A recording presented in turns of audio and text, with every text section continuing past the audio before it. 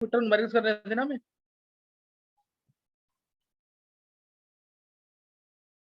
Note करेंगे एक बार।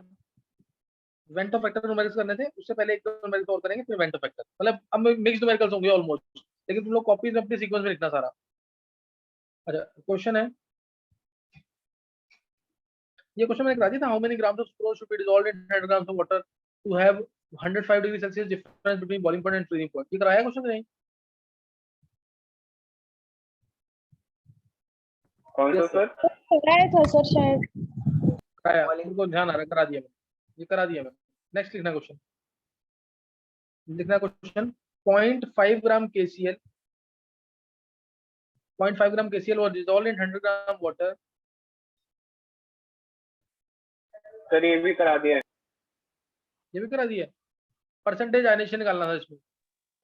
Last lecture question में था ये। हाँ ये हो गया सर।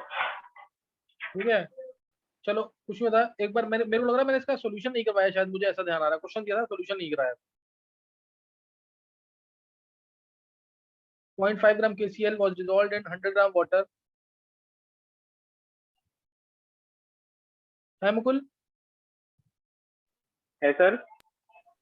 मैंने इसका सॉल्यूशन नहीं दिया था शायद, हाँ शायद सॉल्यूशन कराया था, सॉल्यूशन नहीं नोट्स दिया। में तो एंड था। सॉल्यूशन, और हाँ solution originally at 20 degree Celsius froze at,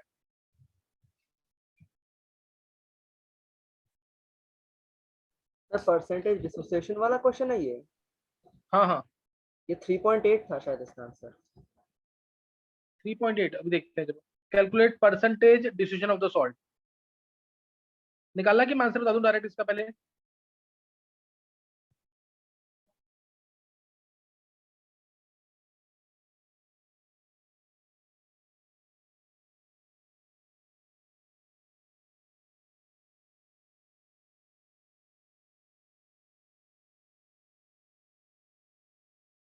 sir निकाल लेते हैं और इस बार।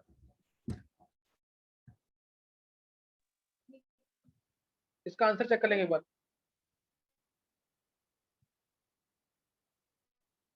देखो पहले तो delta TF is to IKFM लगा देंगे, क्योंकि KCl इलेक्ट्रोलाइट है और परसेंटेज आयनेशन पूछा हुआ है, परसेंटेज डिस्ट्रीब्यूशन पूछा हुआ है और KCl इलेक्ट्रोलाइट है, इससे डेल्टा TF लगेगा IKFM, डेल्टा TF लगेगा IKFM। डेल्टा TF की वैल्यू देंगे 0 माइनस माइनस 0.24, KF की वैल्यू वाटर के लिए 1.86 into molality.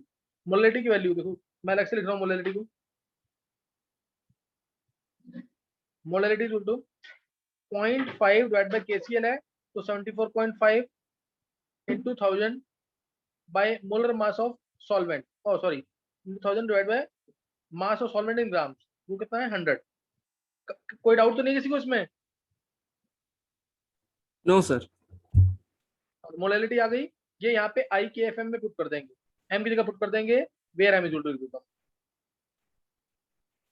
Where m equal to this, ये इसको पुट कर देंगे यहाँ पे, नहीं ये इसको पुट कर देंगे यहाँ पे, और इससे हमारा I आ जाएगा। I की वैल्यू कितनी है, I निकाला किसने?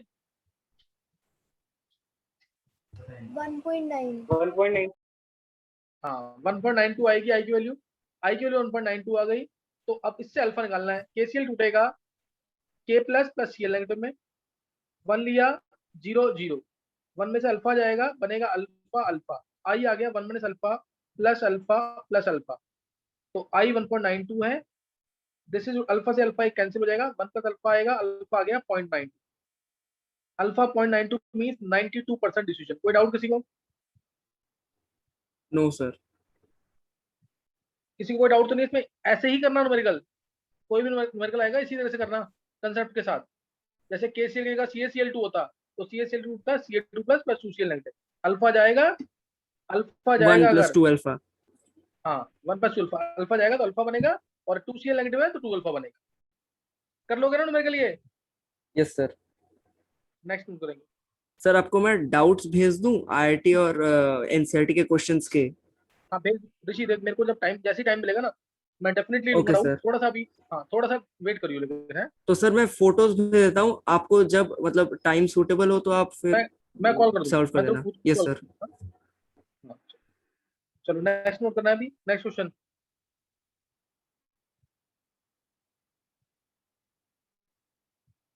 ये वाला क्वेश्चन देखो, 2 gram benzoic acid, 2 gram benzoic acid note करेंगे जल्दी से। एक परसेंटेज डिस्ट्रीब्यूशन का कराया है तो परसेंटेज एसोसिएशन का, बिल्कुल बेसिक न्यूमेरिकल जरूर आना चाहिए। 2 gram benzoic acid in 25 gram benzene shows a depression in freezing point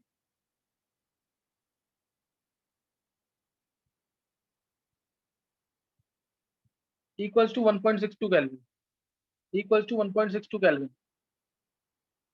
Kf for benzene दे रखा है 4.9 Kelvin kg per mole। Percentage association of the acid निकालना है। करेंगे ट्राई, बिल्कुल एग्जैक्ट कैलकुलेशन चाहिए होती है तब जाके आंसर आता है इसमें, लेकिन अभी तुम अप्रोक्सीमेट भी करोगे तो आंसर निकल जाएगा। देखो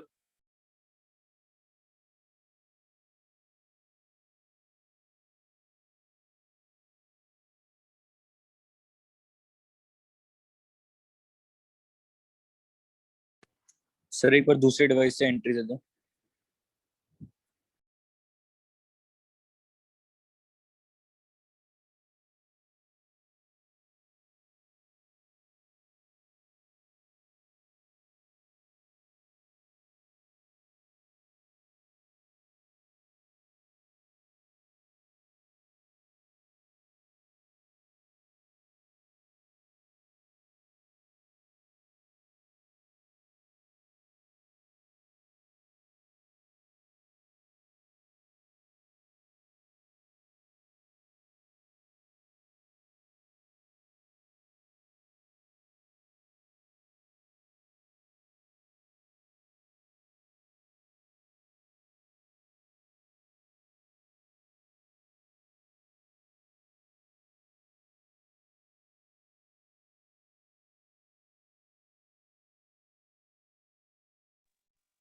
हाँ, कर पा रहे हो ट्राई कि नहीं? एंट्री दे दो। किसको? हाँ दे दिए, एंट्री दे दिए। ट्राई कर पा रहे हो क्वेश्चन कि नहीं है? Yes sir. करो ट्राई।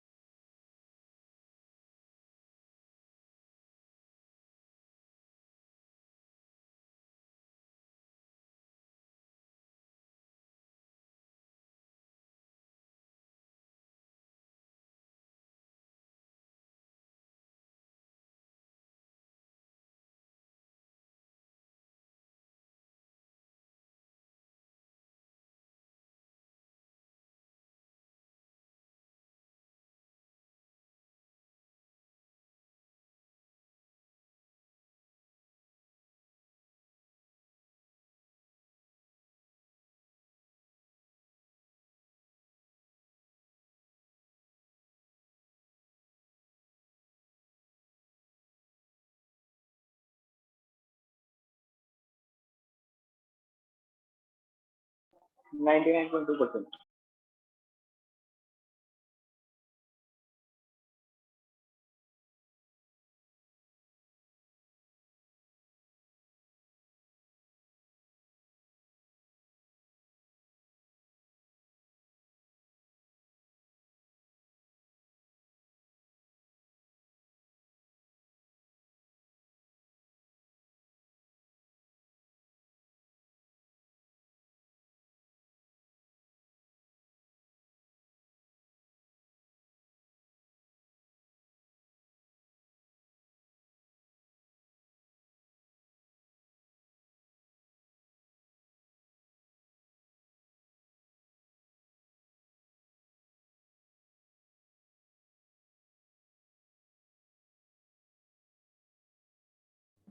नाइन्टी 99.16%।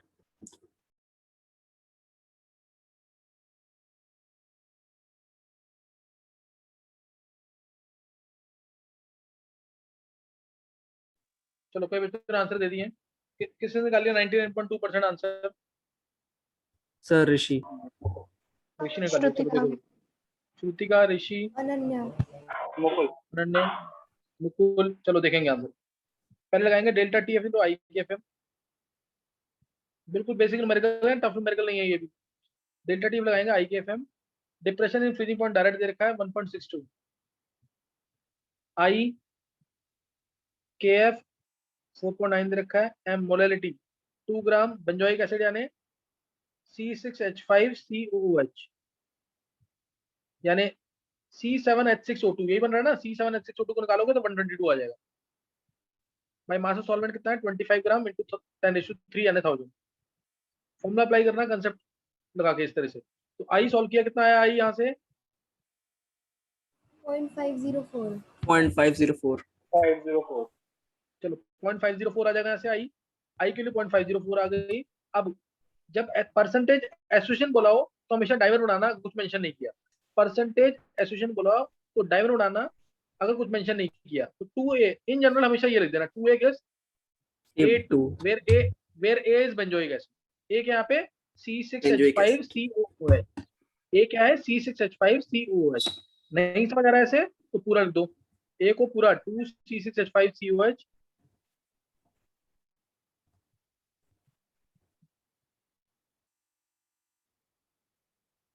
ये बन गया डाइमर। अब 1 में से अल्फा जाएगा, बनेगा कितना अल्फा/2। तो आई आ गया यहाँ से 1 में से अल्फा प्लस अल्फा/2। तो 1 आई की minus वैल्यू alpha by है 2. हाँ 0.504। दिस इज 2 माइनस अल्फा/2, यही आ रहा है। तो अल्फा Yes, निकालेंगे sir. 0.9, हाँ 0.992 आएगा विच इज इक्वल टू 99.2%।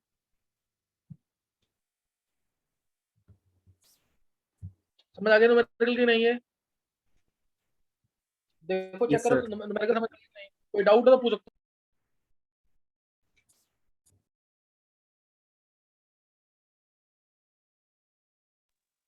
चलो फिर नेक्स्ट क्वेश्चन लिखेंगे। नेक्स्ट क्वेश्चन ट्राई करना है। एनसीईआरटी का इंपॉर्टेंट क्वेश्चन है। 19.5 gram of fluoroacetic acid is dissolved in 500 gram H2O with delta TF equals to 1 degree Celsius. 1 degree Celsius. Calculate dissolution constant for this acid. Ka for acid. Ka for this acid. NCERT का important question है, निकालो जल्दी से।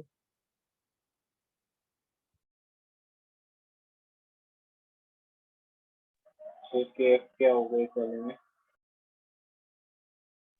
केफ बता रखा ना। Water के लिए केफ की वैल्यू कितनी होती है 1.86। वाटर के लिए केफ की वैल्यू याद होनी चाहिए 1.86 वैल्यू।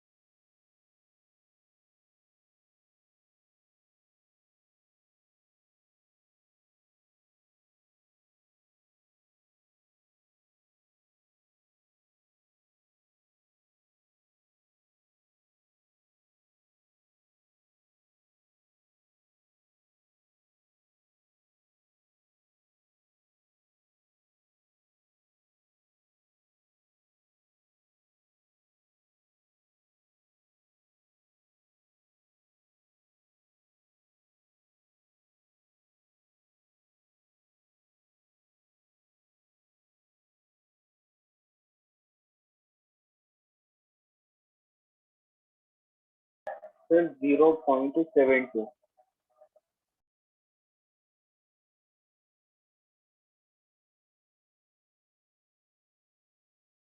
कितना आंसर आया है? सर वेटिंग रूम चेक कर लो एक बार। 0.72. हाँ एंट्री दे दी है मैंने जो भी था। 72. 0.72। हाँ मेरे अकॉर्डिंग तो नहीं आना चाहिए मुकुल। सर मेरा 0.002 है। हाँ ऐसा हो सकता आंसर बिल्कुल। देखो इधर, हाँ इस फॉर्म में हो सकता है। अनन्य का भी सही है, इसी फॉर्म में होगा। देखो इधर, पहले फिर लगाएंगे delta T F to I K F M, delta T F to I K F M लगाएंगे। डेल्टा टी एफ कितना दे रखा है? 1 डिग्री सेल्सियस, यानी 1 ही लेंगे। डिग्री सेल्सियस है तब भी इसको 1 ही मानेंगे, ठीक है, डिग्री सेल्सियस को 1 ही मानेंगे। आई के एफ 1.86, मोलैलिटी 19.5, वेट निकालोगे इसका 78 आएगा। 78 इंटू सॉल्वेंट का वेट 500 इंटू 10⁻³ 1000। सॉल्व करेंगे, मोलैलिटी अलग से भी सॉल्व कर लो, ये मोलैलिटी है, अलग से भी सॉल्व कर लो। कितनी आ रही है मोलैलिटी? 0.5. 4.5। मोलैलिटी ये सॉल्व करोगे, ये वाला पार्ट सिर्फ ये आएगा 2.5। एम की वैल्यू जो आएगी वो 0.5, सॉरी 0.5 ही आ रही ना। Yes sir. हाँ यस सर। तो आई आ गया यहाँ से 1/0.9 थी, और 1/0.93 यानी कितना आएगा ये? सर 1.07। 1.07। 1.07. ये आ गया। अब जो कंपाउंड था वो डिस्ट्रीब्यूट करेगा, ये वाला कंपाउंड जो है, मैं इसको RCOH लिख रहा हूँ। R तुम्हें पता है क्या है? CH2F। ये टूटेगा RCO negative plus H plus में, ये ऐसे टूट जाएगा। अब इसमें 1 में से जाएगा अल्फा, अल्फा बनेगा, अल्फा बनेगा। आई आ गया यहाँ से 1 में से alpha plus alpha plus alpha, alpha से अल्फा कैंसिल, अल्फा की वैल्यू पुट कर देंगे ऊपर से, पाई की वैल्यू पुट कर देंगे ऊपर से, तो अल्फा आ जाएगा 0.07 यानी 7%। अल्फा आ गया 0.07%, 0.07 यानी 7%। तो इसलिए के ए जो होगा वो C alpha square by 1 minus alpha होगा। C alpha square by 1 minus alpha, C कितना है? 0.5 इंटू अल्फा का स्क्वायर यानी 0.07 का स्क्वायर,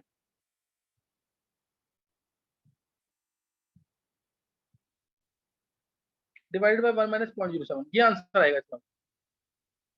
किसने किया ऐसे लास्ट में? सर कैलकुलेशन मैं नहीं कर रहा। 0.003 है आंसर।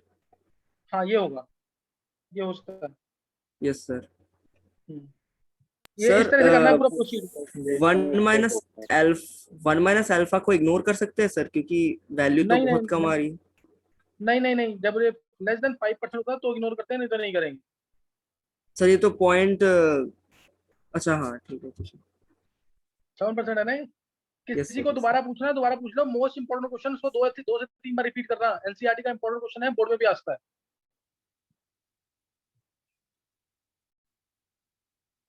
कोई डाउट किसी को?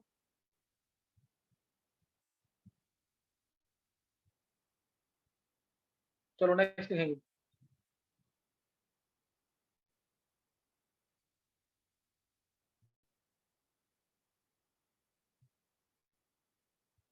ये क्वेश्चन नोट करेंगे, नीट में आया था क्वेश्चन ये।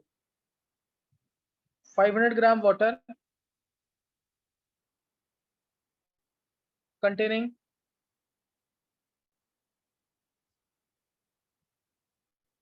31 gram glycol is cooled to -9.3 degree Celsius. What mass of ice will be separated?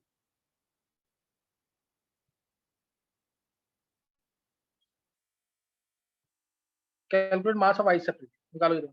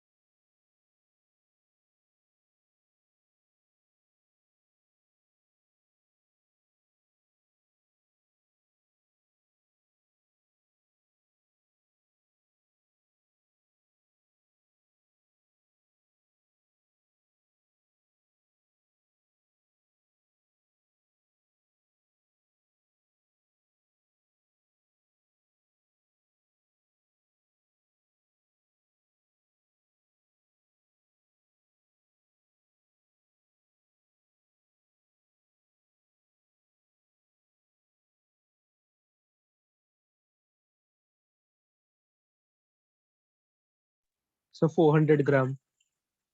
So 400 gram. सबने निकाल लिया 400 ग्राम।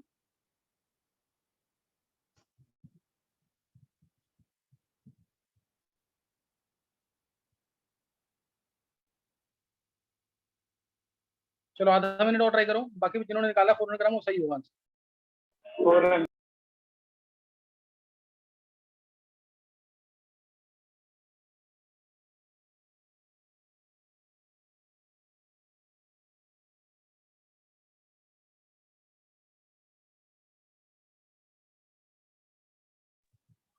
निकाल लिया सबने?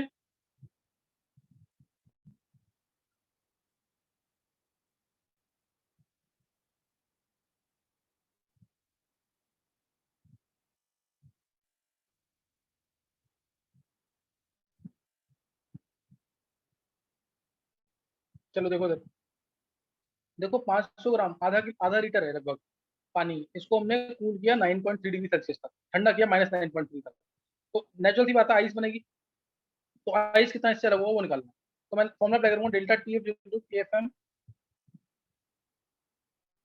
क्योंकि ग्लाइकोल जो होता है नॉन इलेक्ट्रोलाइट होता है, CH2OH whole twice, CH2OH whole twice, ये ग्लाइकोल है 62 इसका वेट।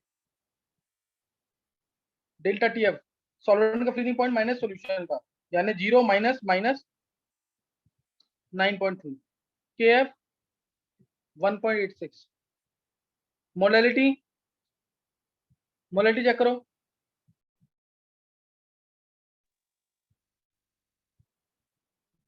ये आ जाएगी 31/62। मास ऑफ सॉल्वेंट यहां से निकालेंगे, मास ऑफ सॉल्वेंट, मोलैलिटी 1।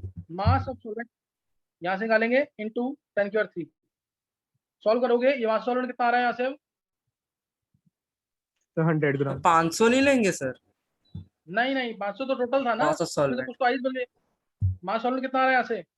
अच्छा, So 100. हाँ 100 आ गया।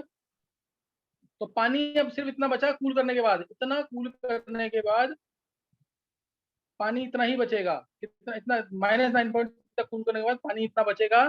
तो आइस कितने का बन गया? 500 टोटल पानी था, 100 400 पानी ग्राम। बचा। This is the mass of ice separated. नहीं समझ आया क्वेश्चन अभी? यस इसीलिए सर, क्वेश्चन बहुत इंपॉर्टेंट है। तो किस किस बच्चे ने खुद निकाल लिया था? सम्यक ने निकाला था एक तो, और अनन्या, अनन्य, और Ritika. विधि, रितिका। चलो ये इंपॉर्टेंट, ये मैंने उसमें भी कराया होगा, मुकुल ने निकाल ये प्रथम, ये उसमें कराया होगा मैंने क्वेश्चन की नहीं वीडियोस में? कराया। Yes, sir. हाँ तो ये फिर यस होना सर। चाहिए था ना, फिर ये होना चाहिए था, सब करो ढंग से इसे, फिर ये क्वेश्चन होना चाहिए था, उसमें करा रखे सेम क्वेश्चन है। चलो नेक्स्ट नोट करेंगे।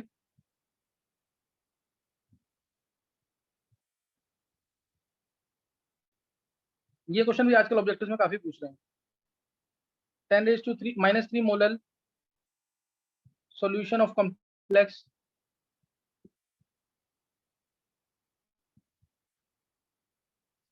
PtNH3 whole 4Cl4, PtNH3 whole 4Cl4 in water showed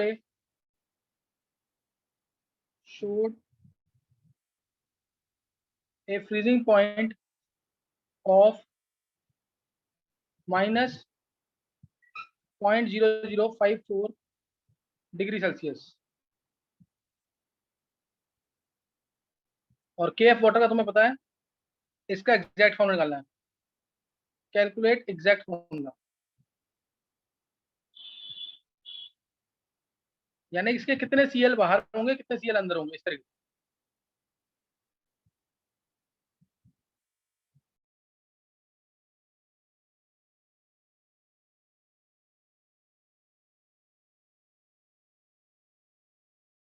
इस सॉल्यूशन ऑफ की बात क्या लिखी?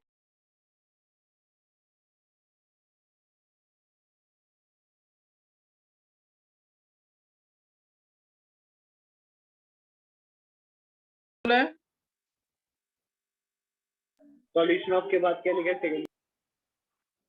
दोबारा सुन लो। 10⁻³ molar solution of complex PtNH3 whole 4Cl4 in water, यानी इन H2O, showed a freezing point of minus 0.00454 degree Celsius. minus 0.0054 degree Celsius. Calculate exact formula.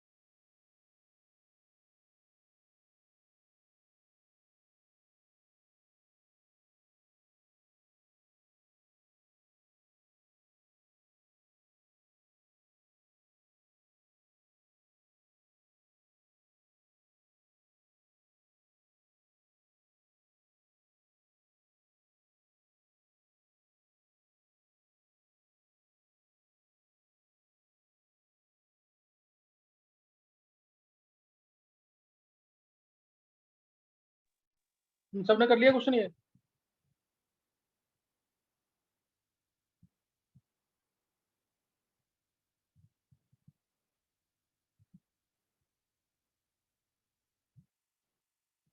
सम्यक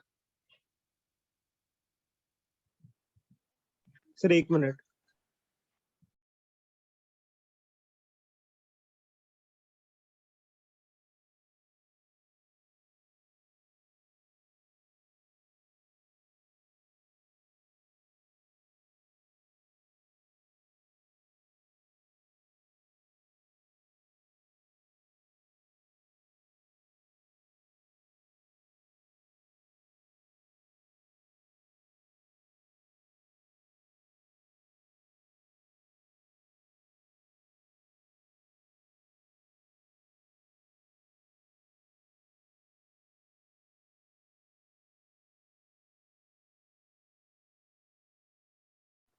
सर PT 0.344 ऐसा कुछ आ रहा आंसर क्या? नहीं ऋषि, देखो एक बार देख लो कुछ। सर इसमें देखो इसमें क्या फॉर्मूले है, में जो अगर मैं Cl2 है वो 2 एक पार्ट्स मिनट में ऋषि, एक डिस्ट्रीब्यूट हो मिनट, जाएगा। अगर मैं बोलता हूँ पीटी, ध्यान देना, पीटी NH3 होल 4 Cl2 इसमें आई की वैल्यू कितनी है बताओ? मैं ऐसे एग्जांपल ले रहा हूँ, इसमें आई की वैल्यू कितनी होगी? 3 तो होगी कि 3। नहीं? 3। हाँ, स्क्वायर वाला ब्रैकेट, स्क्वायर ब्रैकेट कभी नहीं टूटता। 2 plus plus 2Cl negative, square bracket नहीं टूटता, इसे कोऑर्डिनेशन स्फीयर कहते हैं। कोऑर्डिनेशन कंपाउंड में चैप्टर और क्लियर होगा, समझ गए कि नहीं है? इसमें आई की वैल्यू 3 है, तो ऐसे ही तुम्हें आई की वैल्यू निकालनी है, उसके अकॉर्डिंग कॉम्प्लेक्स बनेगा। अभी इसमें ये नहीं पता हमें कितने आई की Cl वैल्यू तो अंदर है, आई कितने की Cl वैल्यू तो अंदर है। 2.9 आ गई। हाँ वो 3 मानना फिर। हाँ सर 2.9 आई है इधर। हाँ तो इसका यही आंसर है जो मैंने ऊपर बनाया हुआ, ये आंसर है इसका। तो इसे पता कैसे लगाएंगे सर? इसको बता दूँ, देखो ये आ गया आंसर। पहले डेल्टा TF लगाओगे, आई के FM, yes sir. Delta TF लगाया, आई के FM। हाँ डेल्टा TF कंपाउंड दे के रखा है